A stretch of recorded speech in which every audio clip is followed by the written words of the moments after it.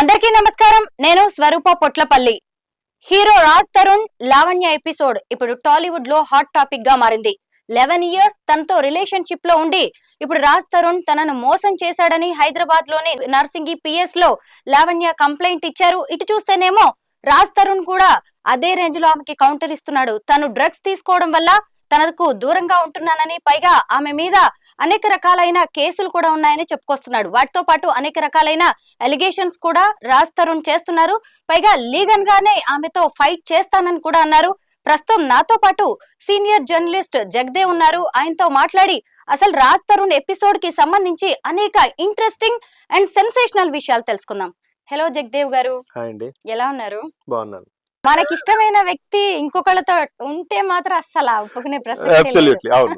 So south పోరి తట్టుకోలేక, లేదంటే తనకు దక్కని ఇంకో దక్కుతున్నారని అసూయతోనో, సో ఆమెకి తిరిగి ఈమె కాల్ చేసి వార్నింగ్ ఇచ్చిందని చెప్పి ఆ మాల్వి తాలూకు వాళ్ళు చెప్తున్నారు. బట్ ఈమెమంటుంది, వాళ్ళ పేరెంట్స్ వాళ్ళు కూడా నాకు వార్నింగ్ ఇచ్చారు, నన్ను వాళ్ళ బ్రదర్ అయితే ఒక అడుగు ముందుకు వేసి నేను చంపేస్తానని కూడా అంటున్నాడు అని అన్నట్టుగా ఈమె చెప్తుంది. ఆ తర్వాత నేను డ్రగ్స్ కేసులో ఇరుక్కోవాల్సి వచ్చింది. అయితే ఇప్పుడు ఎందుకు ఇప్పుడు ఆ క్వశ్చన్ కూడా ఎందుకు చెప్తుందంట ఆమె, సరే మాల్వి గారితో ఆ ప్రాజెక్ట్ ఇప్పుడు పట్టాలెక్కింది, తిరగబడ్రా స్వామి ఏదో టైటిల్.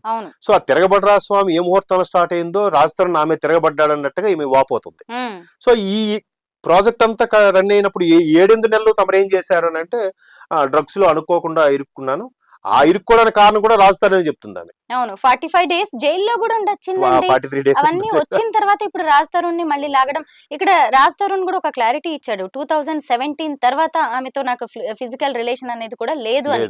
అంటే ఇంత గ్యాప్ వచ్చిన తర్వాత కూడా ఇప్పుడు కొత్తగా పెళ్లి అనే టాపిక్ ని ఆమె తీసుకురావడం అనేది నాకు కూడా కొంచెం ఆశ్చర్యంగానే అనిపించింది. ఇప్పుడు ఆమెకి అక్కడ నార్సింగ్ సరౌండింగ్స్ లో ఒక ఫస్ట్ క్లాస్ విల్లా కూడా ఉంది, మంచి వెల్ సెటిల్డ్. బట్ ఇప్పుడు ఎందుకు తిని వెంట పడుతుందంటే, చాలా మంది అభిప్రాయం ఏంటంటే, విమర్శకుల అభిప్రాయం కూడా ఏంటంటే, వీళ్ళు అటు తిరిగి ఇటు తిరిగి కొన్ని రకాల వ్యసనాలకి లేదంటే గొప్పలకు పోయి ఆస్తులు తగలబెట్టుకుంటారు. అవన్నీ ఎప్పుడైతే కోల్పోతారో, సో ఇట్లాంటి ఎవరైతే గత పరిచయాల్లో బాగున్నాడో వాడిని మళ్ళీ పట్టుకొని ఆ ఆస్తులను గానీ ఆ అమౌంట్ గానీ క్యాప్చర్ చేయడానికే ఈ విధంగా వాళ్ళు డబ్బు కోసం మళ్ళీ కొత్తగా లైఫ్ సెటిల్ చేసుకోవడం కోసము. అంటే ఇప్పుడు ఏదో మళ్ళీ ప్రేమ దోమ అనుకుంటే మళ్ళీ వెళ్ళుండొచ్చు, ఎమోషనల్ గా కూడా అతనితో కనెక్ట్ అవ్వడానికి ట్రై చేసి ఉండొచ్చు. అవన్నీ వర్కౌట్ అవ్వనప్పుడు ఫైనల్ గా చివరాస్త్రం ఇదే. దాని పేరు అంటే ప్రేమ అనే పదాన్ని చాలా సింపుల్ గా వాడేస్తున్నారు కానీ దాని ప్రేమ అనకూడదేమో. అంటే అటువంటి రిలేషన్స్ కి ప్రేమ ఏంటంటే అవసరం, స్వార్థం. ఆమె కూడా ఎక్కడ నన్ను ప్రేమించాడు అనేది కాకుండా మేము రిలేషన్షిప్ లో ఉన్నాము అని చెప్పింది. మేము శారీరకంగా మానసికంగా కలిసి ఉన్నాము అంటే పైగా మేము లివింగ్ టుగెదర్ ఉన్నాము. లేదంటే గతంలో ఒక సూపర్ స్టార్ కూడా సుమారుగా ఒక 10-12 ఏళ్ళు లివింగ్ టుగెదర్ అయ్యాక తర్వాత పెళ్లి చేసుకున్నాడు. పేర్లు అనవసరం. సో అట్లా ఒక నిజమైన బంధం ఉండేదానికి అది పెళ్లిగా మారే అవకాశాలు ఉంటాయి. ఇప్పుడు అలా ఉన్నంత మాత్రానే పెళ్లి చేసేసుకోవాలని కూడా ఏ కోర్టులు, పోలీసులు, న్యాయస్థానాలు ఎవరు చెప్పట్లేదండి. ఇప్పుడు కోర్టులు కూడా ఏం చెప్తున్నాయి, ఆడదాని పెర్మిషన్ ఉంటే నువ్వు ఏదైనా చేసుకో, పెర్మిషన్ లేకపోతే తాళి కట్టినా కూడా తను టచ్ చేయడానికి వీలు లేదు. మేజర్ అయితే చాలు, ముందు వాళ్ళకి ఇష్టమైతే ఓకే అనే క్లారిటీగా ఉంది. మోరోవర్ నేను బాగా నమ్మేది ఏంటంటే, 4 గోడల మధ్యన జరిగేది ఆ ఇద్దరికి తప్ప మూడో వ్యక్తికి తెలియదు. ఎవరి వెర్షన్ వాళ్ళు కరెక్ట్, వాడు అలాంటోడు ఇలాంటోడు అని చెప్తారు, వీడు అంటాడు ఏం అలాంటిదా ఇలాంటిదా చెప్తారు. ఎవరి మాట నమ్మాలి? మూడో వ్యక్తి ఎవరికి తెలియదు, ఆ గోడలకే తెలుసు. సో ఎవరిని నిందించలేం, అలాగని ఎవరిని వెనకేసుకొని రాలేం. బట్ ఇక్కడ కూడా మీరు అన్నట్టు ఆవిడ చాలా క్లారిటీగా చెప్పింది, శారీరకంగా మానసికంగా. అంటే మానసికంగా అంటే ఎంతో కొంత చిన్న ప్రేమ ఇష్టము లాంటివి ఉన్నాయని చెప్పే ప్రయత్నం అక్కడ. అంత ప్రయత్నం అంత అయినప్పుడు మీరు అన్నట్టు 2017 తర్వాత నుంచి దూరం పెట్టినప్పుడు ఆ 17 నుంచి ఇది 24, ఆల్మోస్ట్ ఆల్ 7 ఏళ్ళు ఏమైనట్టు, ఎక్కడ ఉన్నట్టు? తను ఆల్రెడీ సినిమాలు చేసుకుంటున్నాడు. ఈ మధ్యన సినిమాలు కొంచెం తగ్గాయి. రారా నా సామిరంగా ఏవో సినిమాలతో గెస్ట్ రోల్ కూడా ఏమో చేశారు, తగ్గింది. అవును, తగ్గింది. ఏదో పోనీ పర్వాలేదు అనిపించుకున్నట్టుగా అడపదడప చేస్తున్నారు. ఆయన నిజంగా 1 CR అబోవ్ రెమ్యునేషన్ కే వెళ్ళాడు ఆయన. ఆల్మోస్ట్ ఆల్ ఉయ్యాల జంపాల సినిమా జరిగిన 2-3 సినిమాలకే ఆయన 2 CR 3 CR ప్యాకేజ్ కూడా వెళ్ళిపోయాడు అన్నట్టుగా ఫిల్మ్ నగర్ వర్గాల సమాచారం. చాలు. అంటే ఆయన ఏ స్థాయి నుంచి వచ్చాడో ఆ స్థాయికి రీచ్ అవ్వకపోయినా, సూపర్ స్టార్ అవ్వకపోయినా ఒక తెలుగు ప్రేక్షకులు గుర్తింపు అయితే తెచ్చుకున్నాడు. రాజ్ తరుణ్ మన పక్కింటి కుర్రోడు చాలా బాగా యాక్ట్ చేస్తాడు, ఈజీ ఉంటుంది.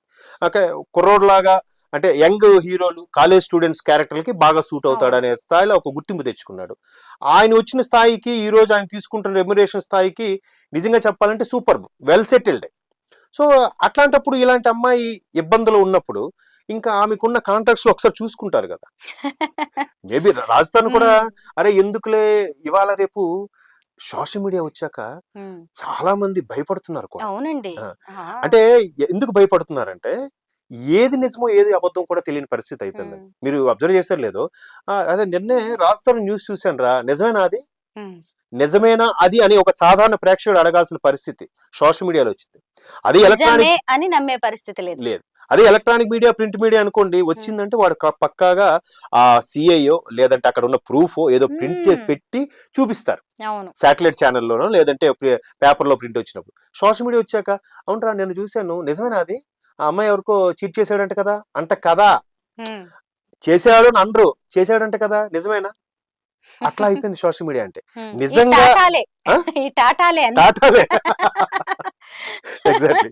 సో అలాంటి పరిస్థితుల్లో ఇంకా రాజ్ తరుణ్ మీద బురద జల్లే ప్రయత్నం అనుకోవచ్చు ఒక విధంగా ఆమె చేస్తున్నప్పుడు. ఇంకా ఈయన ఇంకా సర్లే అమ్మాయి అని ఊరుకుంటే ఇతని కెరియర్ కి ఇప్పుడు మళ్ళీ ఇప్పుడు తిరగబడ్రా స్వామి లేదా నా స్వామి రంగా లాంటి సినిమాలు కనీసం ఒక గెస్ట్ రోలు, మెల్లమెల్లగా సైడ్ సపోర్ట్ క్యారెక్టర్లు, లేదా అల్లరి నరేష్ గారు చూడండి, ఒక్కసారి వాళ్ళ ఫాదర్ ఉన్నప్పుడు ఒక ఫేమ్ లో ఉన్న వ్యక్తి తర్వాత డౌన్ అయ్యారు, ఇప్పుడు మళ్ళీ మళ్ళీ మంచి మంచి క్యారెక్టర్లు, గమ్యం లాంటి క్యారెక్టర్లు, నాంది లాంటి క్యారెక్టర్లు చేసుకుంటున్నారు. ఆ ఏజ్ తగ్గట్టు క్యారెక్టర్ చేసుకుని ఎవరైనా మేకప్ అనేది ఎట్లా ఉంటదంటండి, ఒకసారి అది వేసుకుంటే అది దాన్ని మీరు పిచ్చనండి, వ్యామోహం అనండి, అదొక రకమైన జీలనండి, అది పోయేదాకా పుడకలతో పిడకలతో పోవాలతో మధ్యలో పోదు. ఏ ఆర్టిస్ట్ అని తీసుకోండి, ఒకసారి మేకప్ వేసుకొని కెమెరా ముందుకు వెళ్ళి యాక్ట్ చేశారంటే ఆ లైఫ్ వాడికి ఎన్ని హడ్డిల్స్ వచ్చినా ఒక్క చిన్న అవకాశం వచ్చినా మేకప్ వేసుకుంటాను రా అనే ఒక్క ఛాన్స్ అనే ఫీలింగ్ ఉంటుంది. ఆ నిజంగా ఆ కళామ తల్లి ఆ మాయ అట్లా కమ్మేస్తుందంట. సో కాబట్టి ఆల్రెడీ మేకప్ వేసుకొని ఇన్ని హిట్స్ ఇచ్చిన పర్సన్ మళ్ళీ మంచి మంచి ఏజ్ తగ్గట్టుగా వెటరన్ క్యారెక్టర్లు వేసుకోవచ్చు. సో ఇట్లాంటి ఇంకా ఇప్పటికీ ఆయన ఓపెన్ అవ్వకపోతే ఇట్లాంటి బురద చల్లడం వల్ల కొంచెం ఆ ఇమేజ్ కి డ్యామేజ్ అయ్యే ఛాన్సెస్ ఉన్నాయి. బట్ ఇవాళ రేపు అందరూ మర్చిపోతున్నారండి, భగవంతుడు మనిషికి ఇచ్చిన పెద్ద వరం ఏంటి చెప్పిన, ఒకటి నిద్ర, రెండోది మరుపు. అది ఏదో పెద్ద పెద్ద ఇన్సిడెంట్స్ కూడా జరుగుతుంటాయి లైఫ్ లో, లేకపోతే మనం అందరం ఏమైపోవాలంటే. ఎగ్జాక్ట్లీ. ఎందుకంటే ఇప్పుడు ఈ రోజు ఉన్నాం, sorry to say last year మా ఫాదర్ ఎక్స్పైర్ అయిపోయారు. చాలా ఒక 1 month వరకు మనిషి అవలేకపోయాను, అదే అయ్యాను కానీ అదో అనీజీగా ఉండేది. బట్ ఇప్పుడు ఓకే, అంటే ఆ మరుపు కొద్దిగా మనం ట్రావెల్ చేయగలుగుతున్నాం. Thank you so much. Thank you అండి.